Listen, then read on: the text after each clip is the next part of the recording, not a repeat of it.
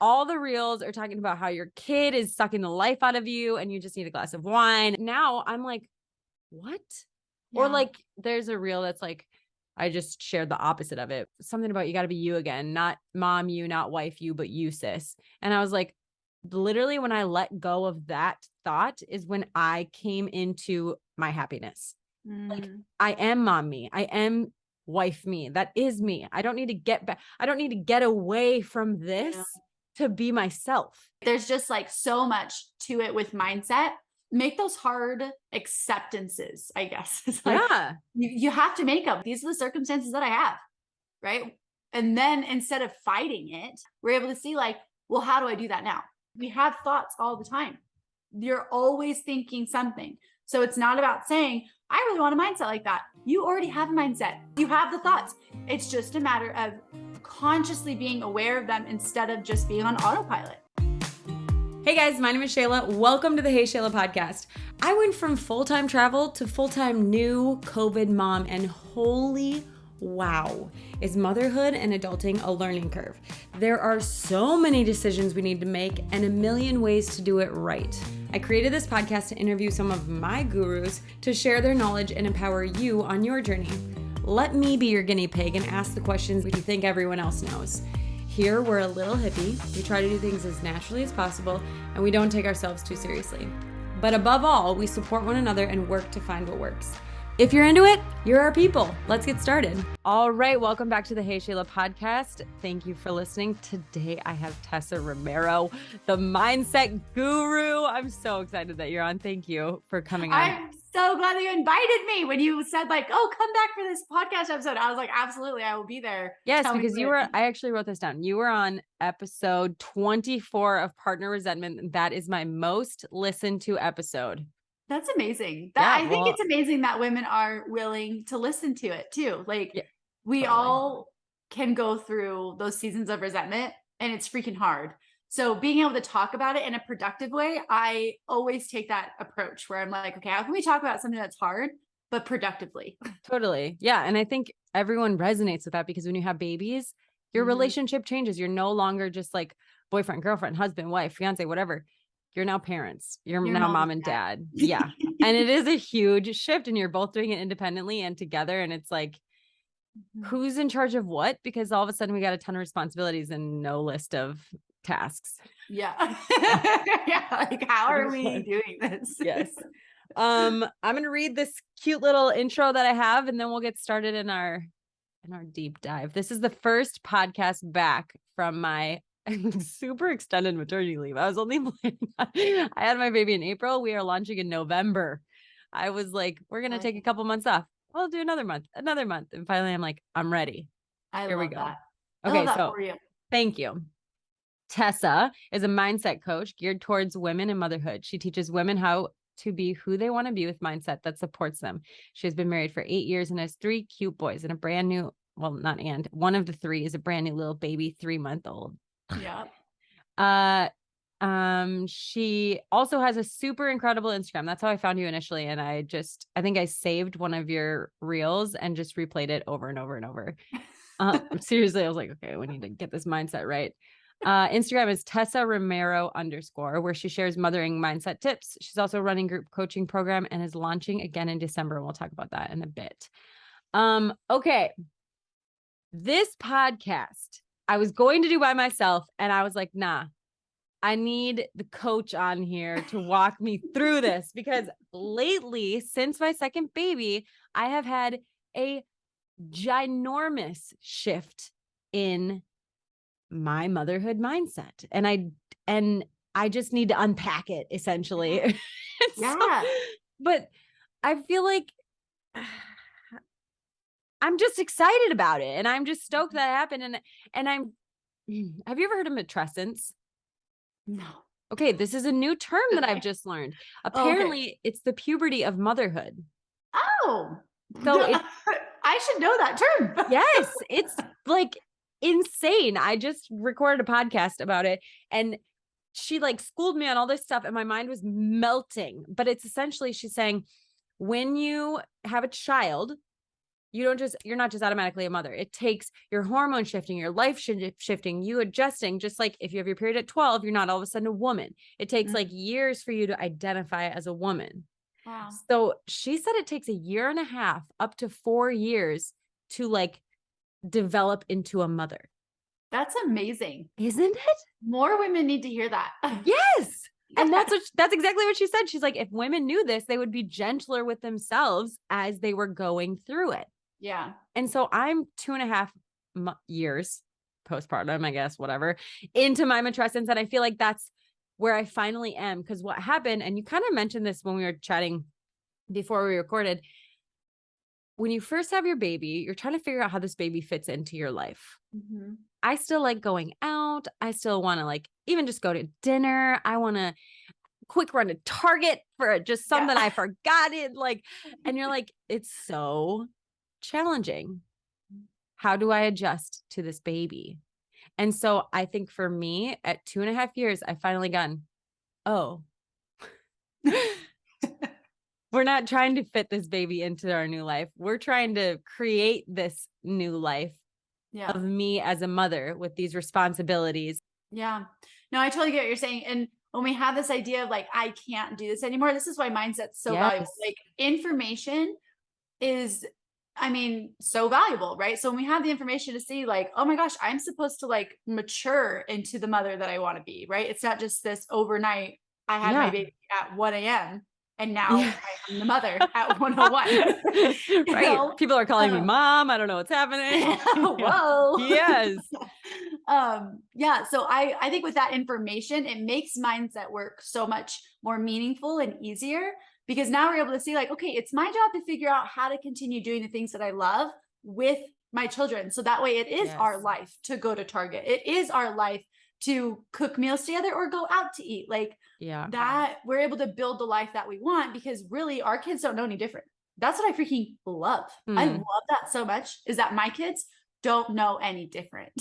Like they don't. So whatever so you've exposed them to. If I've just always made it our normal that mom works out at home, they don't fight me on it. It is not a protest. It's not difficult, because I mean, even Drew, and he's only 12 weeks old, but like I've done it with all of my babies.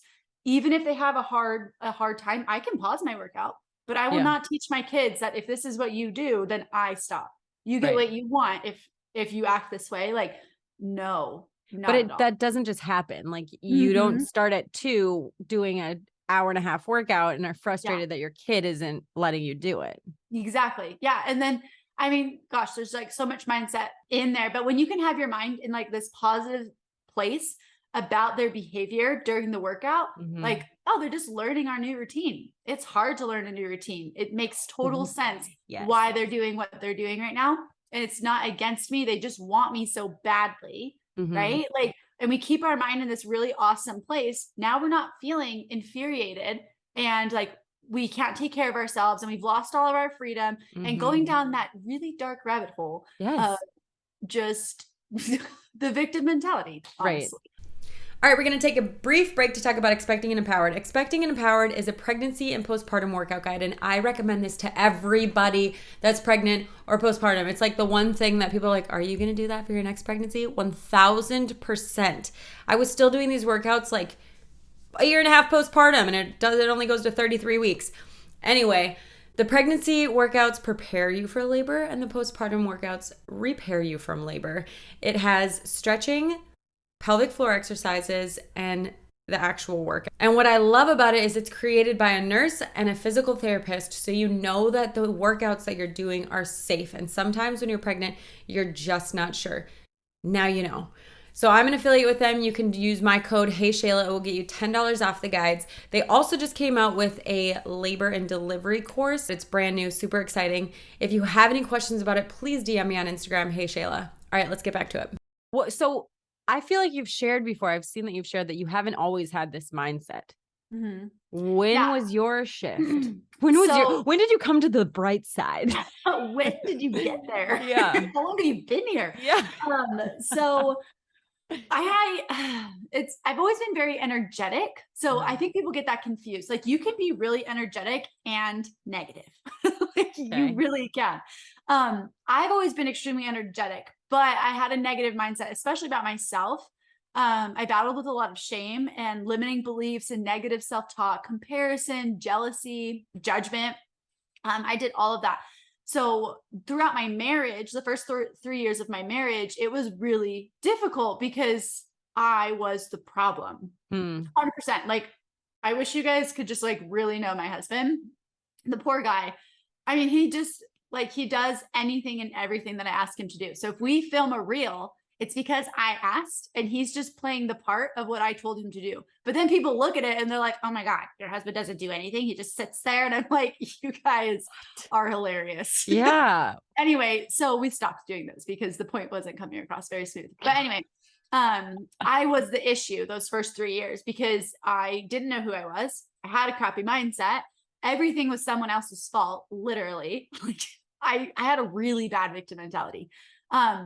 And that's like a conversation for another time, but really it made sense why I had a victim mentality. So if someone's listening to this and they're like, oh my gosh, I have a victim mentality. I blame everything on someone else. I don't take ownership.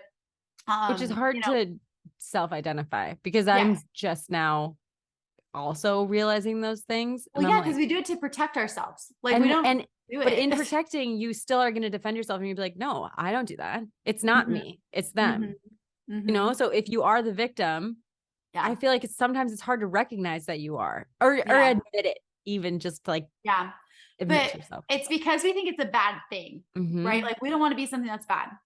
Right. But it's actually a good thing. Like if you take the position of like, oh my gosh, I'm doing this. I'm ignoring my husband. I am yelling at my kids. Not my husband makes me ignore him. My kids make me yell at them. Right. Yeah. The more you take on, the more you can change. So when we just, again, what a spin. That was great. I know. You're not wrong. Ownership. Just have a good mindset about our crappy behavior, right? Yeah.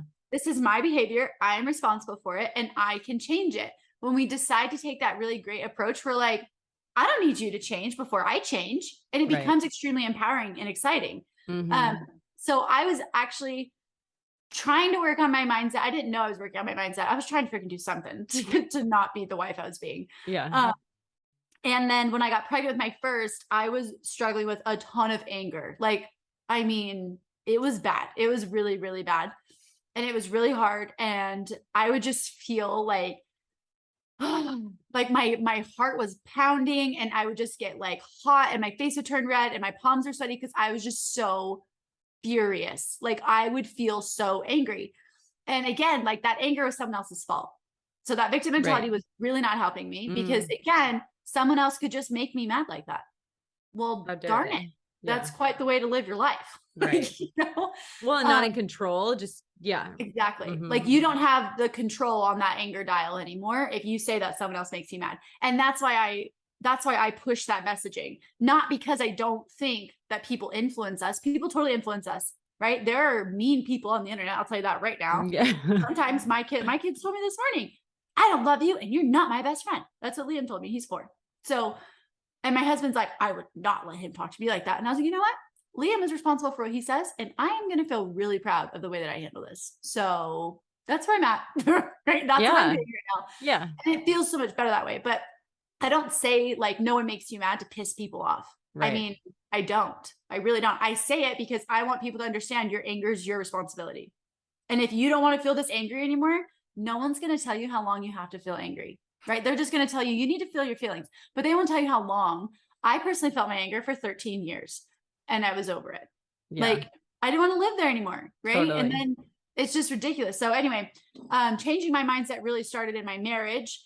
But then when I got pregnant, it was like the slap in the face actually was like beat me up to make me see. It wasn't even a slap in the face. Like it literally beat me up to show me that I was the problem. Right. That if my husband, and because I would ignore my husband if he made me mad, I would ignore him. Super healthy, I know. I'm like seeing myself in all of these stories. But the thing was, now I was pregnant. So I was like, and I already loved this baby so much. Like we knew the gender. His name's Liam. Like, oh my gosh, like I get to have a boy, and I always wanted a boy. Like I want all boys. When people are like, oh, are you bummed you didn't get a girl? I'm like, no, I'm not. Funny. I was actually wondering that. I was like, I wonder if she is just mindsetting like, oh no, I love that's hilarious. I would have to mindset my way around a girl. Like funny. Yeah. 1000%. Which I did end up doing because we didn't find out the gender with Drew. So I was like, you know what? If it's a girl, I don't want to welcome her with like, oh, yeah, right. You know? Like totally. I want to be thrilled to see a little girl. So I did get really excited at the idea of a girl. We had a name picked out. Her name was going to be Remy. We were really, really excited. And then it was a boy, and we were ecstatic. Yeah. Like whatever's more than excited. Yeah. Anyway, so when I got pregnant with Liam, it was just so clear. Like, I don't want to be the mom that ignores her kids. And I was ignored as a kid. Right. So this is where I'm saying, like, doing the self-discovery work to understand why you do what you do is so empowering. And it's not to blame people. It's not to say, well, my mom did that to me, so I did that. No, I now understand that I ignore because that is the coping mechanism that I learned when I feel a certain way. I never learned how to feel and communicate and be in a healthy environment or relationship. So I was just doing what I knew how to do. Now, that doesn't mean I point my finger at my mom and say, like, how could you? I did that for a long time. That wasn't awesome of me either, learning. Right. But now I look at my mom like, you did the best you could too. She did what she knew how to do. That's all people do, is what they know how to do. Right. And when you take that approach in life, all of a sudden people don't piss you off so bad. Like on social media, at the grocery store, they cut you off. Like, what if the guy that cut you off is trying to get a job interview because he lost his job? He's trying to support his family. Right. His wife just died. You don't know his story. You don't know the story, right? But people are doing the best they can. And again, people fight me on that too. And I'm like, if you want to live your life thinking that people make you mad and that other people are not doing the best they can and you're not doing the best you can, good freaking luck. Okay. You know? So that goes right into so once I've had this like realization that like, so first I'll tell you what like the feeling is. So I went from, oh, this is so frustrating. I can't even shower. Oh, I can't even go to my yoga classes anymore. I can't even do this. I can't even do that. Blah, blah, blah, blah. Like I'm here all day with them. I don't know what to do. Like I'm not the fun, crafty mom. I don't have these ideas, blah, blah, blah, blah. And you're just like, how am I going to get it through the next 7 hours? Like Seth would leave for work and I'd be like, have a good day. I don't know what I'm going to do today. Like everyone's at work. I'm not really sure. And I would just be and I actually read a book called How to Talk So Little Kids Listen. And I think that was the start of the transformation because it really was like the overarching theme of the book is acknowledge your kids' experience.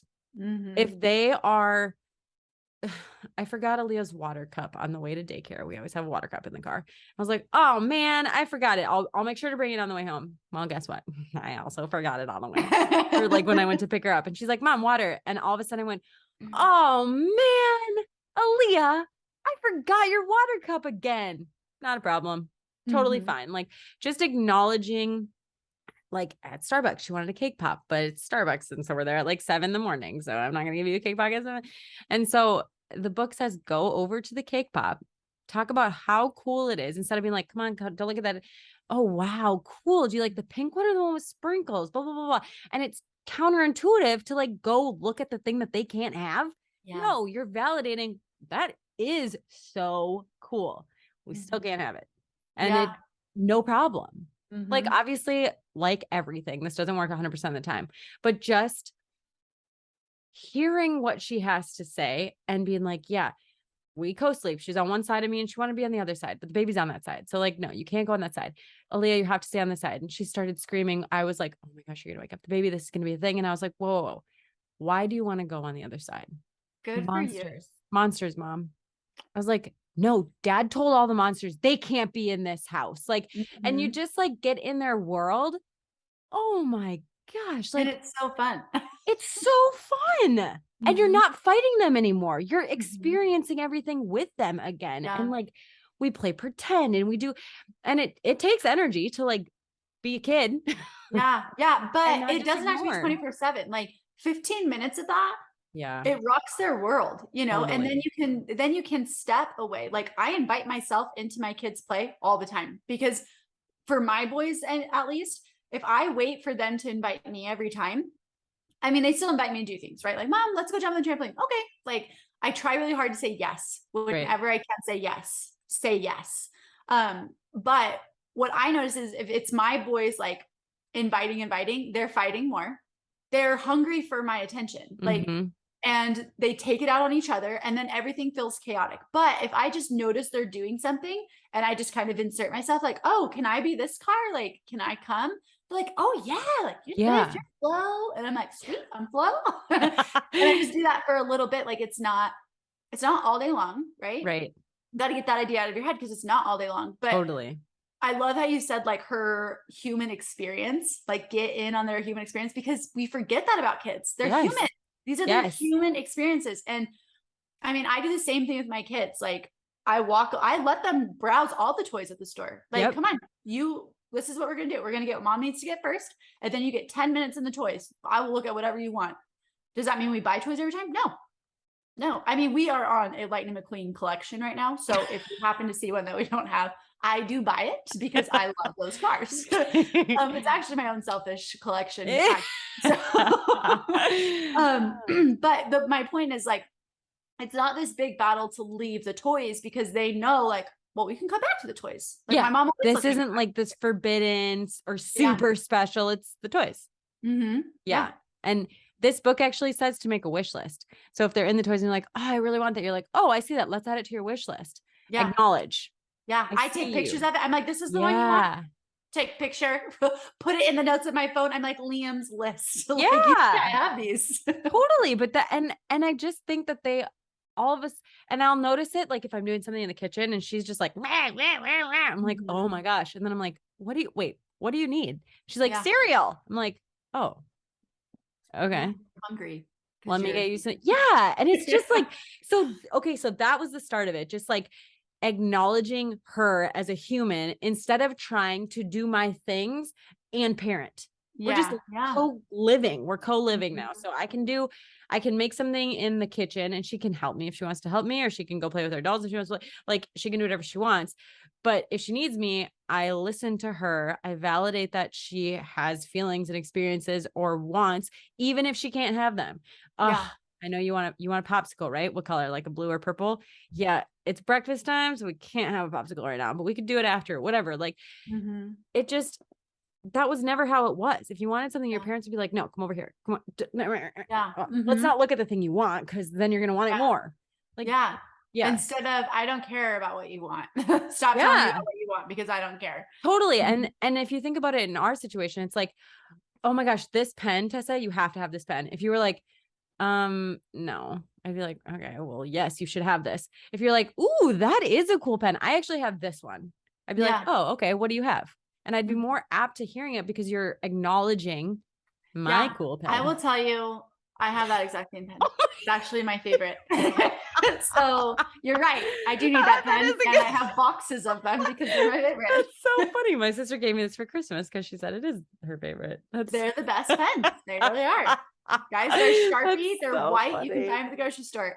Gel Sharpie. If you can't see this, I have a 0.7. 0.7. Yeah, 0.7. Yeah. Absolutely. Is there any other way we'll put those in the show notes. Yeah.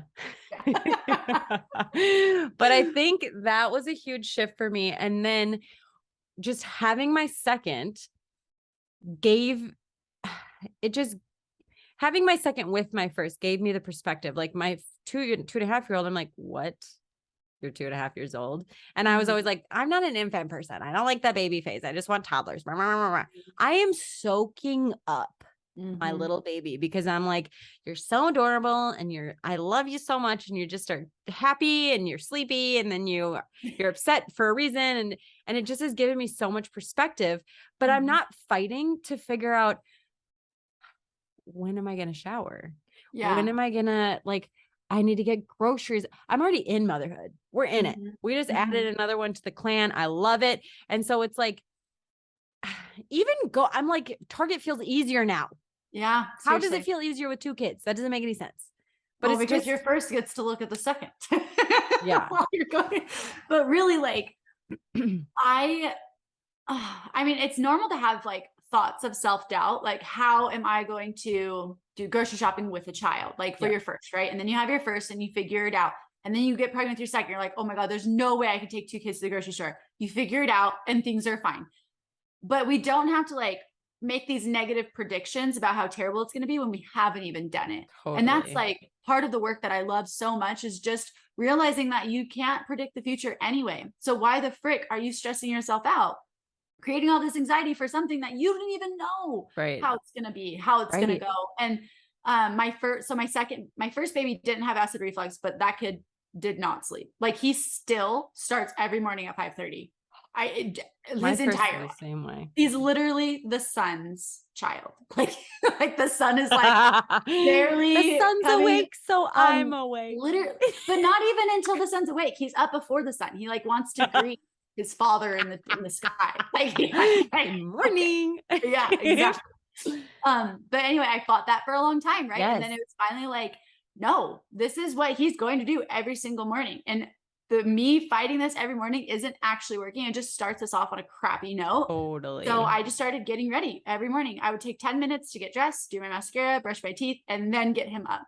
And the craziest thing happened. He stopped screaming when he woke up. He would say like, mom, mom, mom, or like start crying. And I would just turn on the hall light. So he knew like, oh, you're there. She's coming. She's here. And then I would get ready. And that first day, like he cried the 10 minutes and I'm like, sorry, bud, this is what we've got to do, because I care about the way I greet you in the morning, and the way I was greeting you in the morning does not align with who I want to be for you. Totally. So after that first day, he cried that first time. And then after that, I just flipped on the light and he would just talk in his crib until I got him. Every single morning since that, he stayed in a crib. Now he just gets himself up and does whatever he'd like to do at 5:30 in the morning. Right. But anyway, my second had acid reflux, and that was really difficult. Like we've never had a baby with acid reflux, so we're figuring it out. And then with Drew, I didn't allow my mind to have these like fears of acid reflux or the fears of nighttime wakings, because I've already done all that. Right? So I don't need to predict how hard it's going to be. I already know what it can look like, but I know more importantly who I'm going to be showing up. Right? I know I can handle it. It's going to be fine. Turns out, sure enough, he has acid reflux, but he's also the best sleeper that I've had. So I'm like, all right, deal. I'm really glad that I didn't waste time thinking, oh my gosh, acid reflux is going to ruin your sleep. Like, no, it hasn't. So, anyway, there's just like so much to it with mindset when we're able to look at our experience in motherhood. And like you said, like have that, make those hard acceptances, I guess. It's like, you have to make them where you're like, these are my kids, just like my hard acceptance. My child's going to wake up at 5:30 every morning. If I'm going to make a prediction, that should be it. Yeah. Right. He's going to wake up at 5:30. But what I do about it, what I do next, that's in my control. What time they wake up? No, I tried everything. We tried early bedtimes. We tried later bedtimes. We tried all of it. Yeah. And it's just him. He could go to bed at midnight and he will still wake up at 5:30. It's the most insane thing. And I'm like, you know what? You are going to love this as an adult. And if you try changing things when you're like 17, I will not allow it. I'll be knocking at your door at 5:30 until you're out of my house. Right? Ready to go for a run? Like, I'm going to play this out his entire life. It's going to be great. But that's so funny. But when you can kind of like go into motherhood, like these are the circumstances that I have, right? And then instead of fighting it, I can't go to Target anymore. I don't know when I'm going to shower. Instead of doing that, we're able to see like, well, how do I do that now? These are circumstances that I have. How do I go to Target? Load them up, try, go. Like, and if that's something that's important to you to go to Target, then you need to start practicing, knowing that the first 5-10 times might be a meltdown. Yeah. But the more you do it and the more expectations you like teach them, like the workout, they just know that this is what we do. Exactly. Totally. And if you are someone that's like, well, my child's only good in the store if I give them a screen and I don't want to give them a screen. My child's only good in the store is the mindset that needs to go, because it's not true. Right. I'm not judging. Like, give your child a screen if you want to give your child a screen. Right. But if you don't, the point is like we did it in our head that it's the only way they'll be good. And that's not true. How often do we do that in parenthood though? Because I will be like, oh, my kid can't do this unless blah, blah, blah, blah. Then they go over to Titi's house or they go over to grandma and grandpa's house and they're like, yeah, they did. I don't know. They went right to sleep. And you're like, what? Yeah. What? You underestimate your kids so much because of the own routine you've got them in and like your own limiting beliefs of what they're capable of. And not because you don't think they're capable, just because you're like, well, no, that's just not how it goes. Yeah. Oh, we have a garden in our backyard, and this is like a side note, but it's really relevant. If I buy strawberries, my kids won't eat them. Like they won't have anything to do with strawberries. And then really eating fruit in general is a big deal. So like Liam loves blueberries. Have at it, kid. Luke wouldn't eat any fruit except bananas. And then he stopped eating bananas for a long time. Oh my gosh. But anyway, it was just like okay, we got to figure this out. But no store-bought fruit for Luke. In the garden, he will eat 15 strawberries. Like as many strawberries as I can find, he will eat them all. And I'm like, all right, cool. And now like it like had to be a wild experience for him, I guess. Yeah. But now he'll eat store-bought strawberries. Oh, funny. He gets it now, like what they are and what they taste like and where they come from. Yeah. And to him, like he just needed that whole experience. So instead of me stressing and limiting him, like, my kids don't eat fruit. Mm-hmm. Well, no, I'm just figuring out how to interest them in eating fruit. Like, what do I have to do? Do you need, like Liam, if I put blueberries on a plate, forget it. He's not going to eat them. They've got to be in the carton for whatever reason. He just wants them in the carton. But if I just put the carton out, he will eat the entire thing. But oh my God. Yeah.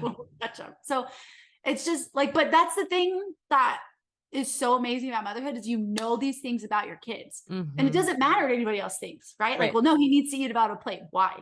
Why does he have to eat out of a bowl? Yes. Like, yes. Questioning your own rules and being like, but why not?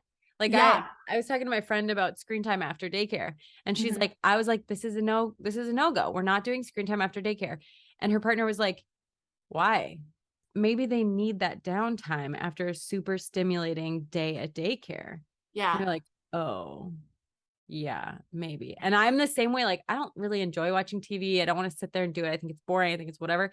Mm-hmm. But Seth is like, that's how he just like kind of recoups and like down regulates and just settles down. And the kids are happy watching a little bit of screen time after daycare, like questioning why. Yeah. And seeing. Yeah. With my kids, we are trying not to do TV, like movies during the week. Mm-hmm. They still get screens on like they have a Homer app. Yeah. It's like a learning app. Yep. So they'll use that like every day for about probably 20 to 30 minutes, depending on what we're doing.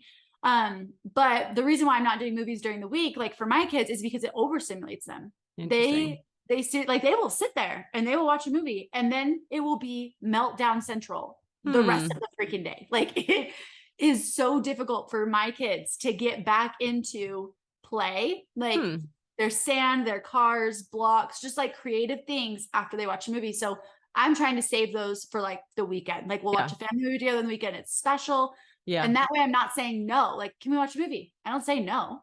I say yes on Saturday. Yeah. Like, yeah. And I try really hard to watch my language. Like I try really hard not to say can't and no, like you can't do that. This is what you can do. I see what you're trying to do. That's not safe. We're going to do this. Yeah. You know?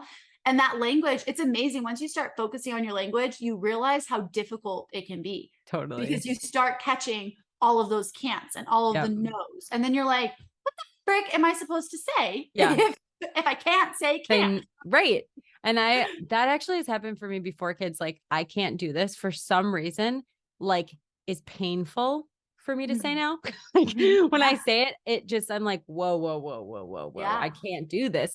In labor, I was like, just breathing, and in my head, I'm like, I don't think I ever thought I can't do this. But all of a sudden I go, I can do this. And my midwife was like, yes, you can. And I was like, yeah. But it is, once you like recognize that it happens, and then you can feel it and understand how to change it. Okay. This is going to sound so ridiculous, but what do you do if you're not doing that much screen time?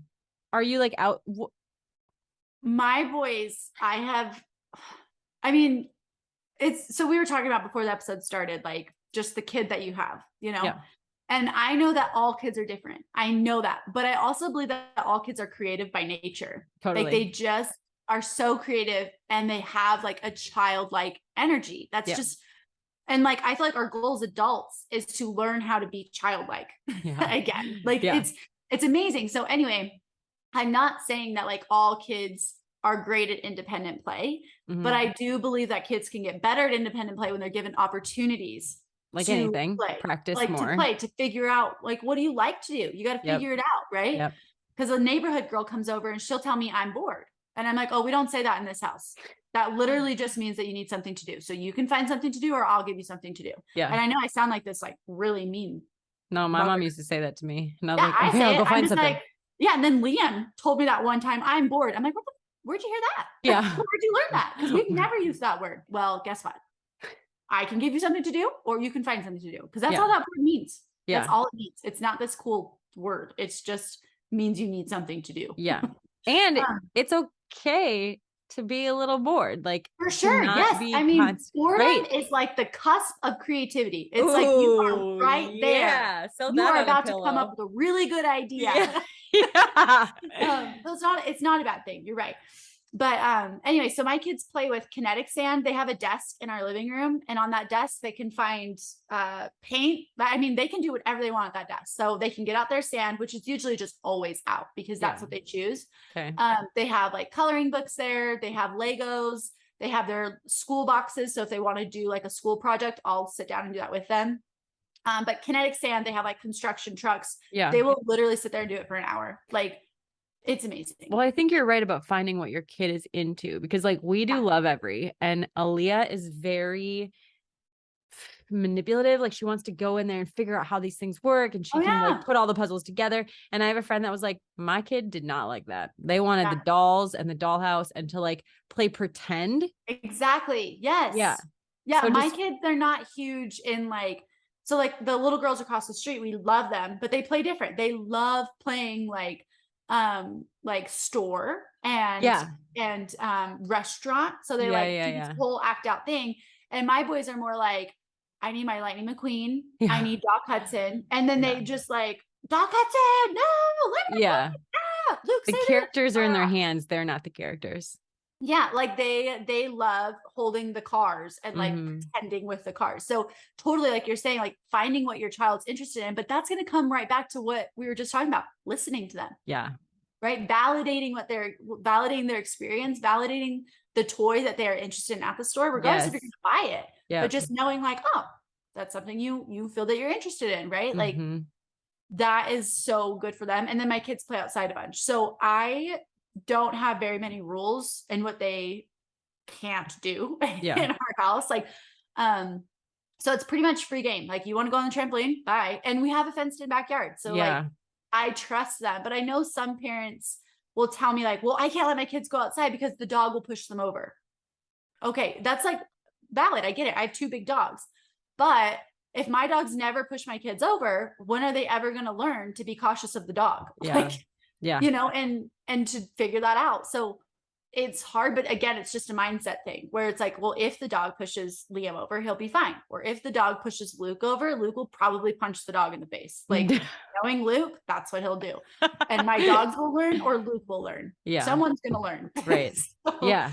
But again, just and getting in their world and figuring out what they're interested in instead of imposing your interests on them, which I feel like is hard.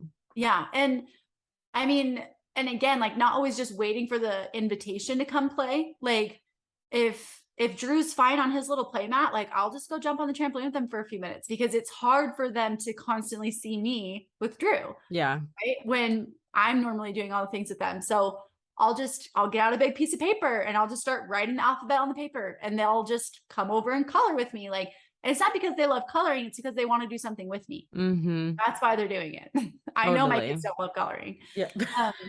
They'll do it if I'm doing it. So yeah, definitely finding what your child's interested in. And again, like my kids are just so much better behaved. They sleep better at night. They eat better when they do not watch a movie in the day. They eat better meals instead of just snacks. Like even if I pass them a meal, like I don't know why. I really don't know why movies affect my kids so much. But they do. So I'm just trying to get ahead of it. Yeah. Right. That's so interesting. I was definitely on no screen time for a while, and we've slipped into it because it's like, well, that's a whole other conversation. Let's stick to what we're talking about. But I wanted to ask that because I feel like I especially because we're about to hit winter time and it's gonna be cold outside and we still get out, but it's harder. And sometimes it's negative a million degrees in Minnesota. And so you just really cannot go outside. Minnesota's way more harsh than Utah. And just having a baby, right? Like babies, I mean, I would rather just keep my kids in. Right. And, get sun when we can. I open up all the windows, like the blinds in the winter. I still try to do that, but I'm not going to feel miserable on a walk. I'm not going to do that.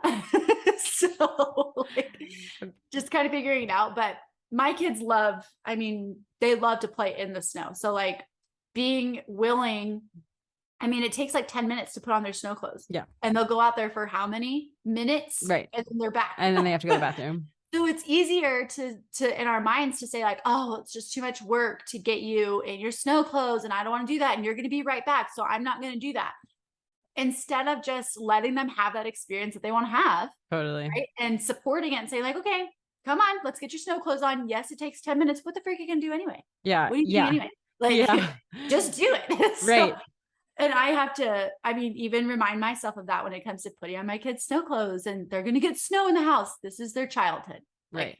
It's all right. It's I can put a towel down. Right. Like, I'm going to take a quick pause. I'm trying to get us outside as much as possible. And as somebody that doesn't love being outside in the cold, just trying to eliminate the barriers to getting outside. And I keep seeing merino wool as a base layer, fleece as a second layer, and a waterproof exterior. I found this base layer called Iksplor. I got Aaliyah a set. I got myself a set. Merino wool is supposed to keep you warm in the winter, cool in the summertime. It's an investment, but for me, it was like, I know we're going to be warm and it's one less thing I have to worry about. You can get 20% off with code HeyShayla. Highly recommend. Let's get back to the show. Thoughts are constant. And it's so important to remember that thoughts are always happening. Always. So when you find yourself really frustrated towards your kids, it's really not what your kids are doing. It's what you think about what they're doing. Mm-hmm. That's why you feel frustrated. Totally. But yeah, with the winter stuff, they'll just keep doing what they do. Yeah. Cars and sand. With this new shift, I've been kind of sharing about it a little bit. And I wanted to ask you, I've only shared a couple things and I've already gotten backlash on it. Of just like, not fun. And I get it. So basically I feel like what happened, this is like the evolution of momming on Instagram, right? Oh my gosh, I'm a day postpartum and I don't even have a belly and this is beautiful. And look at my maternity shoot in the hospital and like, everything's great and whatever. And then people experience it and they're like, my nipples are bleeding. I still have a belly. Like why are we making this to be this beautiful, angelic thing? Really, I'm struggling. I've got postpartum depression. I've got these things. And now I feel even worse about myself because of your photo shoot. So then we start talking about that. Okay, here's a real body, which I think is fantastic. This is the struggles of parenthood. Oh, when your kid does this, it's so hard. And oh, now we're all relating because we're all kind of having a tough time and we can talk about it and whatever. And I feel like that's getting a little bit out of control right now. Right now, It feels like all the reels are talking about how your kid is sucking the life out of you and you just need a glass of wine. And like, when is the day going to be over? Oh, we're starting the weekend, which is like the marathon of children. Like, so I'm like, what? Yeah. Or like, there's a reel that's like, I just shared the opposite of it, and this was what I shared. So it was like, something about, you got to be you again, not mom, you, not wife, you, but you, sis. And I was like, literally when I let go of that thought is when I came into my happiness. Like, I am mom me. I am wife me. That is me. I don't need to get back. I don't need to get away from this to be myself. This is myself. This is my life. And this is what it's going to be. And it's like, it's not, oh, when my kid goes to daycare, then I can get back to working out, or then I can have my self-care or all these things.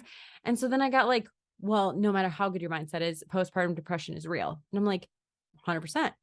I didn't mean to negate that. And so this is 100% of your content. So I need to know. Yeah. So postpartum depression is real, right? But you can have positive thoughts about yourself and struggle through depression. But saying I am depressed is wrong. That's wrong. But that's what people do. They say, I am depressed. No, you are experiencing depression. You as a person are not the depression. Like they're two different things. It's something you're experiencing. And I fight for that. I fight for it, and I'm willing to take the heat, because for someone to sit in their comfort and say, yeah, but postpartum depression is real, right? Well, they're looking for something, right? They're just projecting what they already think. And it's not because you said something wrong. You didn't say anything wrong, right? But they feel offended by it for a reason within them. And that's on them, right? It's not our job.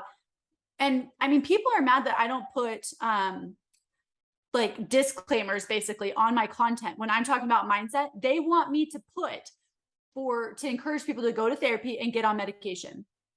Literally, almost every single time there's a comment or a message from someone saying, yeah, I'm just looking at your content and you should really be encouraging people to seek out help, because the things that you're helping people with, that sounds like depression.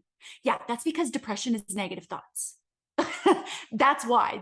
No, depression is the imbalance in the brain. That is a brain health thing. That's not just mindset. But thoughts create feelings too. So when we're having a lot of down feelings, right, our thoughts are doing that. A chemical imbalance in the brain is not nearly as common as people think it is, right? But we feel these forms of low, and we call it depression. And I'm not trying to okay, I see what you're saying. Depression's a real thing. Yeah. But it's the chemical imbalance in your brain isn't as likely as you struggling with negative thoughts, right? Like you're saying, how the frick am I going to do this? I don't get to do anything for myself anymore. I can't even go to Target. Have a nice day at work. I'm just going to be here. That sucks, right? So it's not that I don't want to see the word depression used. I just want to see it used separately from our identity. Totally. Right? I feel depressed. I'm experiencing depression. I can get help. That's a positive mindset. So people think that a positive mindset's rainbows and butterflies and silver linings, and it's just not true. A positive mindset is literally, I'm experiencing depression. I'm going to go get help. I can get help. I know there's resources available to me. That's a positive mindset. Yeah. And people just get all up in arms about it because they're not thinking that way. Accountability. Well, and it's hard. It's hard when you're sharing to the masses too, because you're not talking to one person who you can like talk this out with and have a conversation. You're putting out a message of something that you think or feel. And of course there are caveats. Like, of course this message is not going to fit for everyone. Just like how the perfect photo shoot a day after birth, the like relatable content about complaining about being a mother doesn't fit for everyone. Yeah. And so especially for you, it's like, if you don't like this content, I'm not asking you to be here. Exactly. And so if you want it, cause I'll tell you, sometimes I watch your content and I'm like, nope, that's too much. That's too positive for me. I'm not there yet. And I don't take any offense to it, because there's a way to, like you did, you look at it and you say, no, and you keep going. I'm not ready for that yet. Right. But you don't fight to the death of why I'm wrong and why you're right when it's an opinion, yes. And I keep following, because the next post I'm like, yeah, girl. Yeah. That one hit home. You know what I mean? Just like how I watch some people and I'm like, why are you complaining so much? Or why are you doing this? And I can either choose to turn it off, or I can go, next. And it doesn't have to be this like, it's just so challenging. It's just so challenging. So now when I'm like trying to share these things, I'm second guessing it, which is just mad. Yeah, I know that feeling for sure. I'm gonna feed Drew, but anyway, that's who's coming. My little Drewbers. No, I totally get it. Just a Drewby. Oh, hi, Shayla. Your boys look the same, yeah?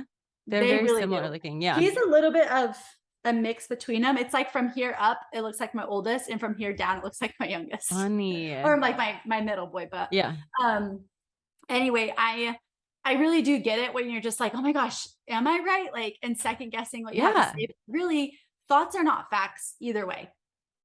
There's no way for me to prove like this positive thought that I have is a fact. And there's no way for someone to prove that their negative thought is a fact. No, it's an opinion. Like it's a thought. And it's when we can just understand that part, like this may not be a fact that everyone's going to agree with, right? That it is 70 degrees outside. That's a fact, right?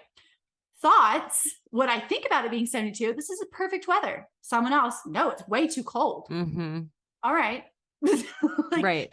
You know, that's kind of what I've come to is I'm like, I would rather spread sunshine instead of like this complaining. And I know, and in the hopes that somebody else, me, a year ago would see it and be like, oh, yeah, that's another way to look at it.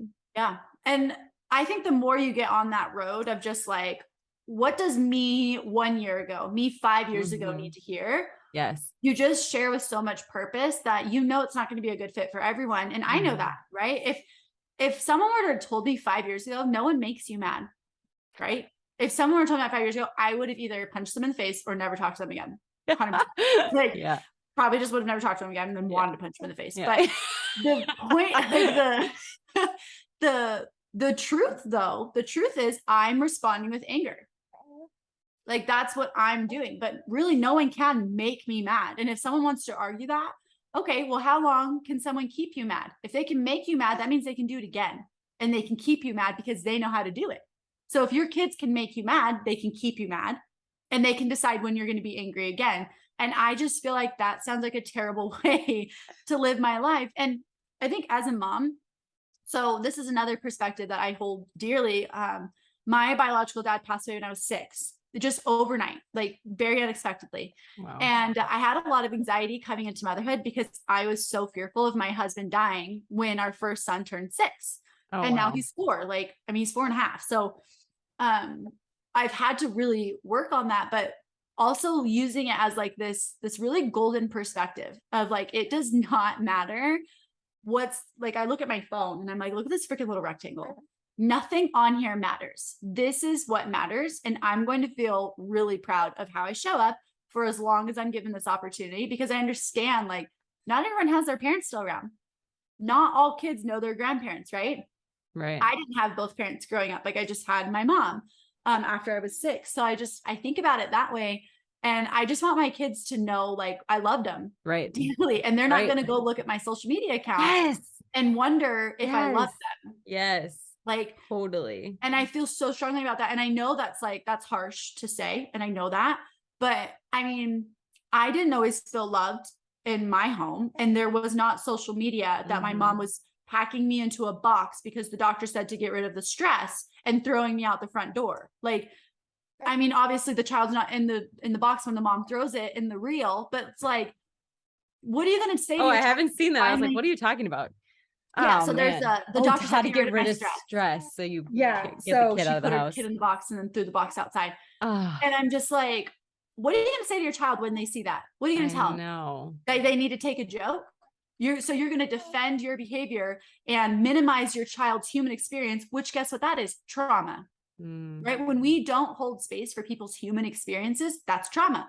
So when I consider how difficult my childhood was without social media, right? And then I look at what's going on social media right now, like kids are going to question if their parents love them. I know. Okay, so I made a YouTube video called "I Don't Like Being a Mom" like a year ago, and now and then probably a month later, I was like, I'm going to make one about why I do like being a mom, because I don't want that to be the message. And the whole point of it was to relate and be like, these are the hard things that happen. And I think I ended it on a good note, but even still, like when my girls are older and they're scrolling through my YouTube, it'll be like MySpace. Like they'll have to find it eventually, but really, yeah. But I don't want them to see that and to think that and to just, but here's what's even more than just like the trauma that they might experience or just like the feelings that might come up for them. They're going to think, oh my gosh, motherhood is rough. Yes. Motherhood is so, and that's what I'm trying to get out of, is being just a mom is not a trap. Yeah. That is where my mindset was. Like, oh no, I do other things too. Like, I don't just stay at home with my kids. And I'm like, but and actually the matrescence lady who I had on the podcast, she said that is like almost an extreme byproduct of feminism, that we've devalued motherhood. Oh, 1,000%, 1,000%. It's so wild. Like, if motherhood you're not truly is like this remarkable human experience that not everyone gets to experience it. Not everyone gets to do that. And I just think to look at something that we have the opportunity to experience and being responsible for another life, and not even just right now, their whole life, like, helping them through relationships, you know, and the first time someone says something mean to them, and gosh, when they become moms, right? And they're like, gosh, this is harder than I thought. You can show them that YouTube video and say, you know what? This is what I thought going into motherhood. And I want you to know right now that the best thing that I ever did in motherhood was change what I think about it. Right. So you can, the YouTube video is not a bad thing. It's not a bad thing for us to honestly communicate what we're thinking and how we're feeling. What becomes a bad thing is believing that we're stuck there if we don't like being there, right? If you don't like that, you don't have to stay there. Right. But you could use it as a way to connect with your daughters. Again, mindset, right? They're going to watch that video and they're going to know how hard I worked to get to a place of like truly loving motherhood. And if they ever find themselves in a spot where it's hard to love motherhood and where they're at, they can watch it. Totally. Like, well, just like I'm really glad you said that actually. But just like hearing you talk about how you had rage and anger, I'm like, not this Tessa Romero. Like, what? But it's like, oh, you can go from that to this. Like, that is a journey. It's not just like you came out of the womb and you're like, good morning, world. But I really think like, I mean, I think it's amazing people that have, you know, the super supportive mom and they just look like they have like this wonderful family dynamic. They're best friends with their mom and their mom's the best grandma that they could ask for. Like, I think that's amazing. I don't think it's as popular and common as we like to think it is. Like, you are not the only person that struggles with family relationships. Yes. I promise, you know, not you, but just whoever's listening to this. Right. And just knowing that, like, it's so helpful. It's so helpful to know, like, well, no, this isn't the way I was raised, but that's why I'm doing it differently because it's not the way I was raised. Yeah. That's why. Like, and I would start, if I ever felt like nervous about motherhood and like, how am I going to do this? What am I going to do? I don't want to be like my mom. And again, my mom tried so hard. Like, she really did. And there are just some things that I want to make a really good point not to do. Yeah. And experiences that I really don't want my kids to have. But what I understand is like, I know what not to do. And that's a really good place to start. Totally. It's an awesome place to start. So that's where I started in motherhood, what not to do. And then I learned about my kids and figured out from there. But just this opportunity, I mean, the sacrifice that we make as mothers should be celebrated. It really shouldn't be talked badly about because it's incredible. Like, well, and I think that's some of my acceptance was the sacrifices, because I was a free bird doing whatever I wanted, whenever I wanted, however I wanted. And you can't do that. And it's not, I mean, the thing is, like, you can, but you choose not to, because that's not who you are as a mother. You're not going to leave your kids. Like, you've decided that you are the mother that stays, you're devoted. And that's all I want for mindset motherhood, is for mothers to view themselves through that lens. I can leave my kids right now. I could go travel the world and never come back. People have done that, right? They've left families, but you're not going to, because it's not who you are. Like, you are devoted. And you're loyal and you're honest and you're committed to this journey. So even when it feels hard, you're not booking a flight to leave. And that's mindset. That's all it is. Right. Yeah. And that's, woof. I know. See, this is why you're here. This is not where the conversation we got. I was playing on this deep stuff. No, I think it's good. And I think just having the shift that, like, because working from home, you're like, oh my gosh, I have to work from home. Like, now I'm like, this is so great. I'm so grateful that I get to do this. I get to hang out with her. Same. Like, I'm recording another podcast in a minute. And like, between the podcast, I'm excited to go down there, reconnect with them, feed my babe, say, hey, connect with my husband, and then come back up here and do it again. And then close it all up and go be mom. And like, I think just getting into her world helped a lot, because I felt like now it's our world instead of her trying to, like, me trying to be in mine and like having her too. Now it's like, no big deal. I need to shower. You're going to hang out here for a second. I'm going to shut Ezzy in a room so that she's safe, away from the toddler. And like, I'm going to take a quick shower, and I'm not getting away from anything. This is just what we do. Yeah. Really though. Like we don't have to call it as like, oh my God, I have to get away from them. Like, no, I need to do things for me so that I can stay the mom I want to be for them. Like I'm not hiding, running or anything like that, but it really is just mindset because you're going to take a shower anyway, you know? So it's like, it's what you think about that shower that makes it really fulfilling and just wonderful. And like you embrace it, or you are resentful the entire time you're in the shower and you don't even enjoy it because it's just, nothing's ever going to be enough when you have a mindset that says that you don't get enough. Yes. So there's two things. One, knowing that they need me. Cause I used to be like, it's a blessing and a curse. And I'm like, it's a blessing. Like the fact that I am the thing that can calm them and that helps to regulate them and that they reach for when they're happy or sad or whatever, or angry, you know, sometimes she'll be crying and she'll just say, I need a hug. I'm like, you're the cutest thing ever. As well as searching for the good, because what you look for, you find, right? So if you're constantly looking for like, oh, you're the stress, I'm going to put you in a box or whatever the real is. Like you will find that. You will find the frustration. You will find the stress coming from your child because that's the way that you perceive it instead of they need me. They need to connect with me. They need my. And like the cake pop thing, even just being able to feel like special, that she wants to show you what she's interested in, regardless if she's going to get it or not. It's like, I like to view it as like, I'm on their team. I'm on their team. Like if my teammate really wants to tell me something, I'm on their team. That doesn't mean I'm going to bend over backwards and buy everything in the world for them. It just means like, I care about what you have to say. Yeah. And we work together. Boom. Thanks.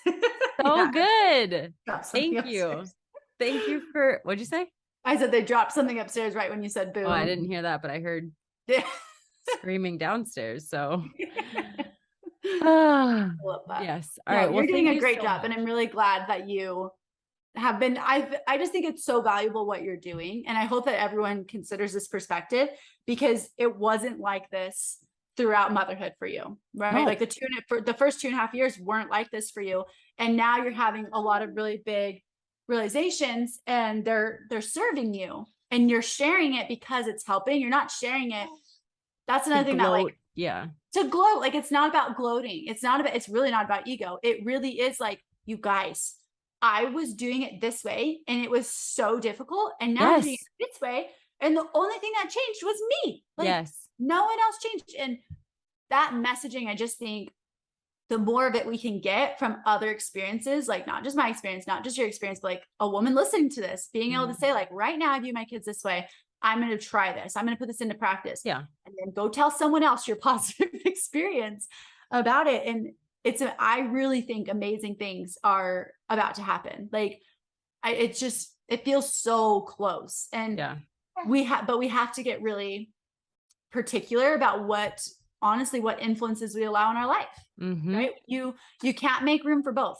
I know I'm really, really selective of when I use the word can't, but if you want this mindset where you can come home and enjoy your time with your kids and feel like the empowered woman in your home and that every choice you make is a choice, it's not just like default and there's no other option, then you have to get very specific about what influences you allow in your mind through podcasts, through YouTube channels, through Instagram, through Facebook, through mom groups and through awareness of your own actions and thoughts. Yes. Yeah. So when you start to feel it yourself this is another tangent, but like sleep was a major stressor for me. I literally gave it up.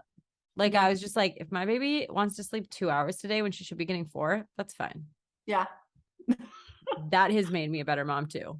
Because then I find the next day she sleeps 6 hours and I'm like, oh, she'll sleep when she needs to sleep. And like, not controlling that has been so you really have to be mindful. You can't just sit back and be like, well, I want to be a positive person. No, you have to be mindful. Cause like I said, we have thoughts all the time. You're always thinking something. So it's not about saying, I really want a mindset like that. You already have a mindset.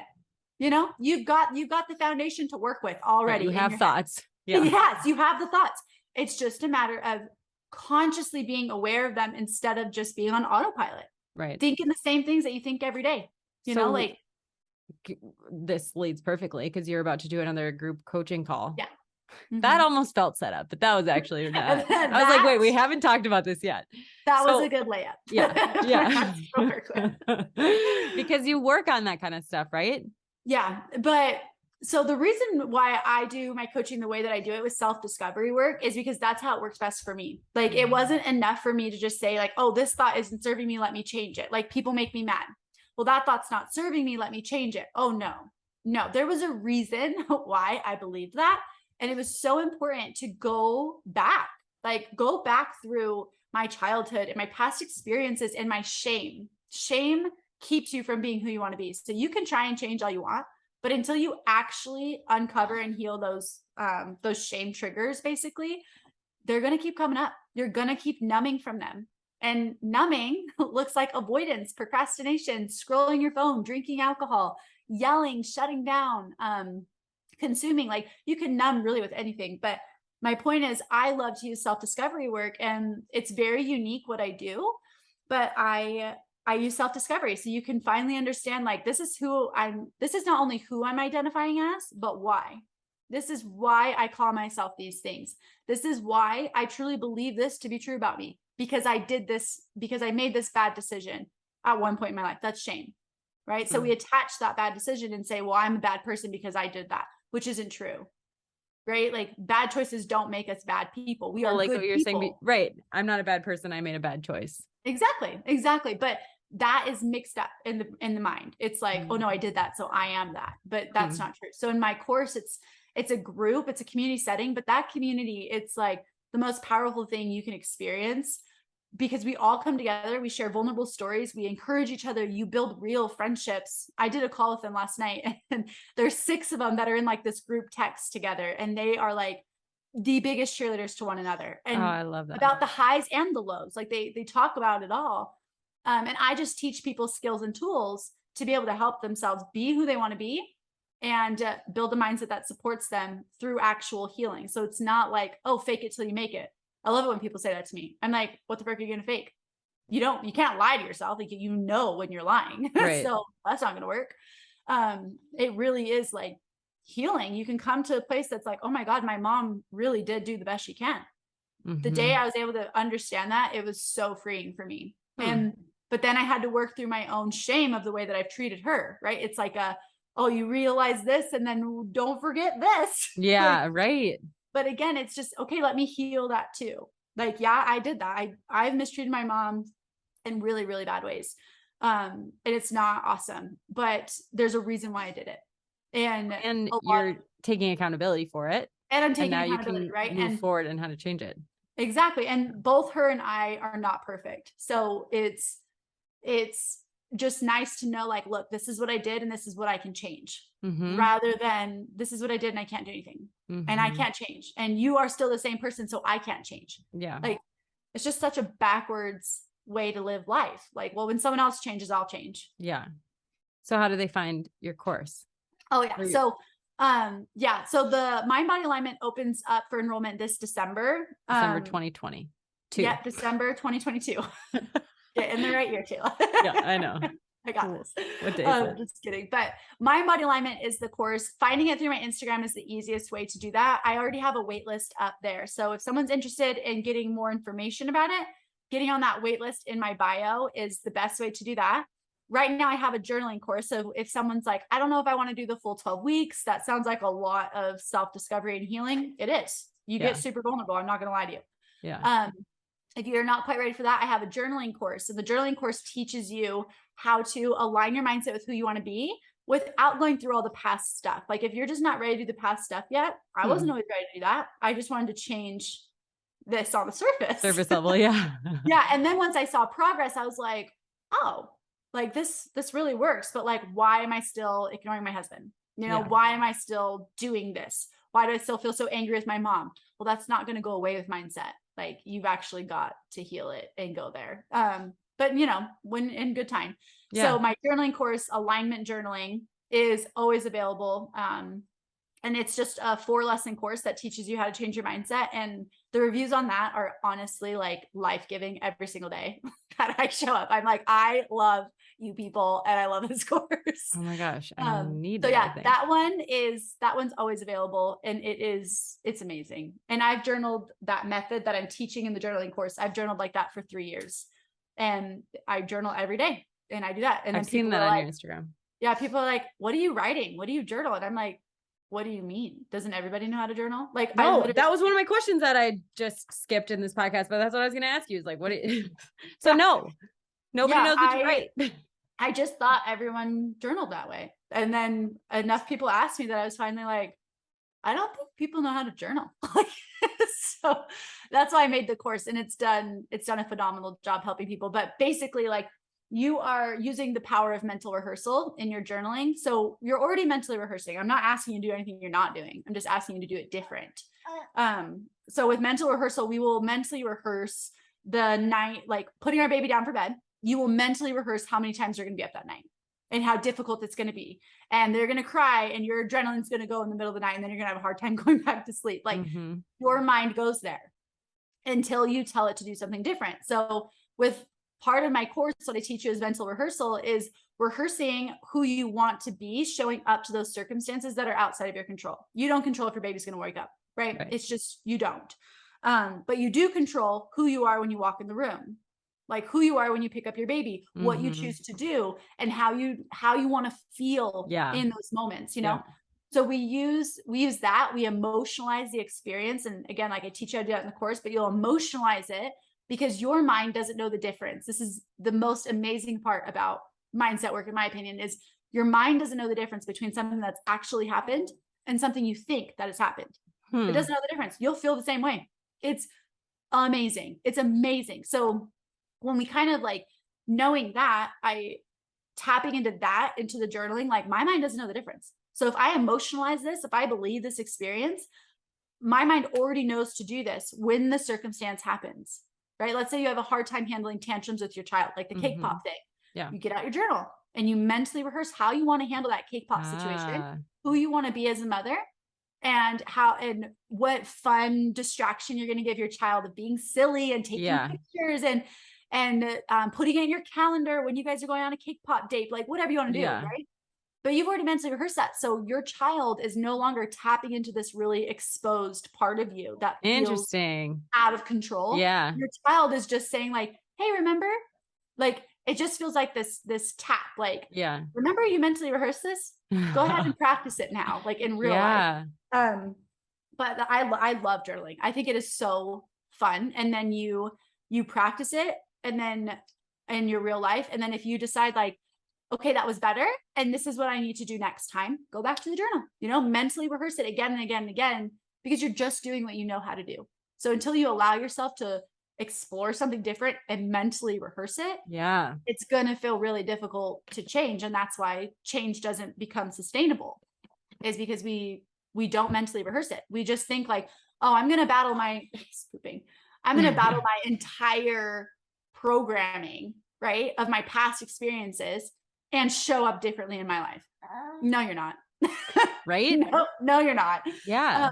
But you can rewrite the programming and allow it to support you. And I mean, even past experiences, like healing those experiences, that's how you gain wisdom. Wisdom's not taught. You don't get taught wisdom. You gain wisdom through your life experiences. So when you're like not wanting to heal your past experiences, you're also withholding yourself from all that wisdom that you could have. If you would just be willing to shift your perspective about what you've been through. And that's why I love healing work so much, because people come to me with like, I mean, horrible stories, really just so sad. And I mean, not all of it's like super traumatic. Some women are just like, I hate that I yell at my kids. And that's like, that's super valid too, but there's a reason why you do it. And until you go to those places and be willing to shift your perspective, like the YouTube video, right? What is instead of like, oh my God, I can't believe we did that. I am vulnerable, and my girls are going to look at that one day and they're going to feel so seen and heard from me. And then they have their whole life to know who I really am. But I'm going to keep that there because it's a part of the journey. I'm not going to delete it. I have nothing to be ashamed of, but that shift in perspective brings healing. Totally. It's like, yes, I am doing the right thing. I am a good person. And that the same thing goes for our past experiences. Like you can fight that experience and it can continue to hurt you, or you just shift the perspective over 1 degree at a time until you land in a place where you're like, oh my God, that happened for me. Like I wouldn't be who I am today if it weren't for all that. Right.